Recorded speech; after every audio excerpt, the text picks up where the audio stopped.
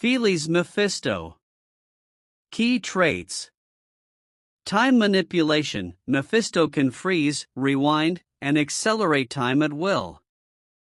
He uses temporal traps, loops, and dilations both in combat and as defense mechanisms.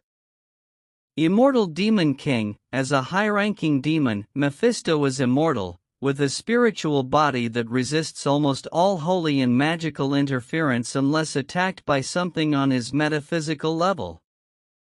Combat genius hidden behind humor. While seemingly goofy and aloof, he is a brilliant strategist and often plans battles several layers deep, feigning incompetence to bait enemies into conceptual traps. Multi-reality movement. He can shift through space-time, vanish into alternate timelines or instances of existence, making it nearly impossible to pin him down. Boundary and world-play magic. Mephisto controls reality like a stage. He doesn't just fight, he scripts how the fight proceeds, if given time. Fighting style. Not linear. Mephisto turns combat into a chessboard. Breaking causality, freezing attacks midair, and countering with logic-defying sorcery. He's not strong in raw destruction but terrifying in how he makes fighting irrelevant. Zettainaru Rosclay. Key traits. Absolute defense. Rosclay is truly invincible. He is protected by a divine-like law, nothing can harm him. No sword, no magic, no thought of destruction. If it is hostile, it cannot reach. Counterforce through inevitability. While he does not often attack, when forced into a corner, Rosclay's presence generates defensive retaliation, not as offense, but as a natural response of the universe rejecting threats. Unmoving will. He cannot be shaken mentally or spiritually. Fear, seduction, manipulation all fail. His mind is as unreachable as his body. Passive combat nullification. Attacks often cancel before they connect, as if the world refuses to let them finish. It's not evasion or resistance, it's non-permission. Philosophical finality. Rosclay represents the endpoint of attack.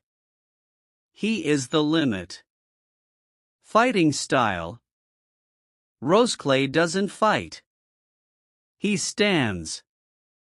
You break your weapons, mind, and will upon him. His existence says, you cannot win, and the world agrees. Any battle with him is simply the slow realization that effort is pointless. Fight trait analysis. Time versus immutability. Mephisto can alter, loop, and pause time, but Rosclay exists outside of interaction.